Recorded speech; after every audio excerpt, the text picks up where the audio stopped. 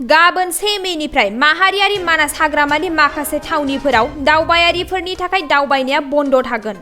दा दैज्लां बोथोरनि समाव गोबां अखा हानायनि जाउनाव खायसे लामाखौ बन्द खालामनाय जाबाय।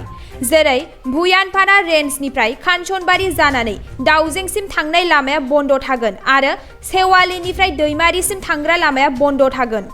लोगोसे रिभार राफ्टिं मैदेर गाखोनानै बेरायनाय मटनगुरियाव थानाय आइबिआबो बन्द थागोन।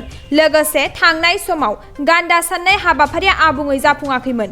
जेब्ला गोजौ बिफाननिफ्राय बिथोन फैगोन अब्लानो गान्दा साननाय हाबाफारिखौ लाफिननाय जागोन होननानै भुयानपारा रेन्जनि सामलायगिरि खामेश्वर बर' बिथाङा खौरांगिरिनि मेलनि गेजेरजों फोरमायना होयो।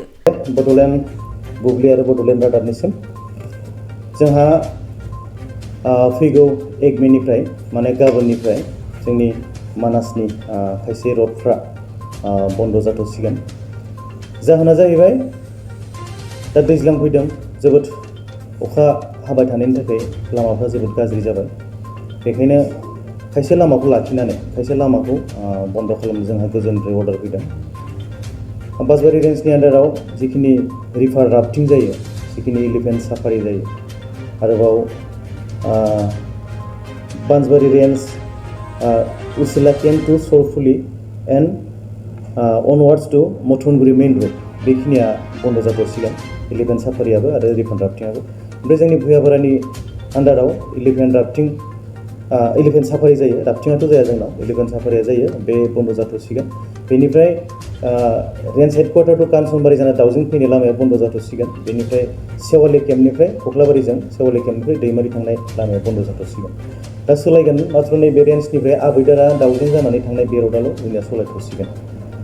बेखायनो आं गासै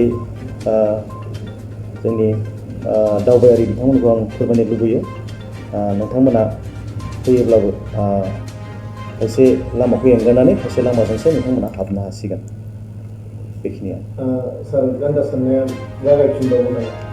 गान्दा साननाय हाबाफारिया जोंनिया जालांबायमोन अलरेडि, नाथाय बोथोर गाज्रिनि थाखाय जों मोनसे मोजां नाम्बार जों मोननो हायाखिसै। ओमफ्राय जोंहा गोजौनिफ्राय मोनसे बुंनाय जादोंमोन, मोजां बोथोर होयोब्ला, मोजां सम जायोब्ला जों फिन सानफिनगोन होननानै।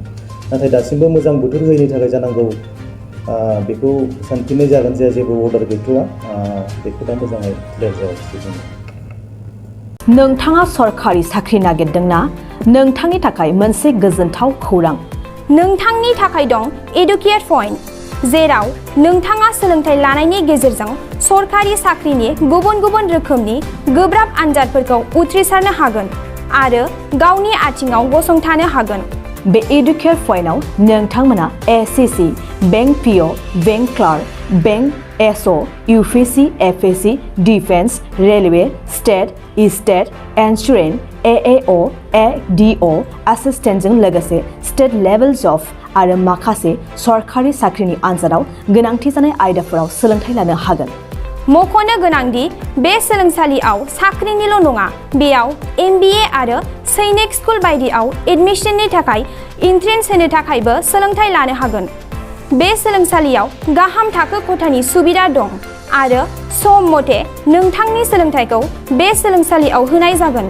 बेखौबो मिथिनांगोन दि बे एडुकेट पइन्टआव सोलोंथाइ लानानै बावैसो 2021-22 इं मायथाइनि एसएससि GDनि आनजादाव गासै 11 सा सोलोंसाफोरा उथ्रिसारनो हादों। बारा नङा, गासै 15,000 रांजोंनो नोंथाङा बे सोलोंसालियाव 6 दानसिम सोलोंथाइखौ लानो हागोन। बे सोलोंसालिया क'क्राझार, बरपेटा रड, गवालपारा आरो बङाइगावआवबो दं।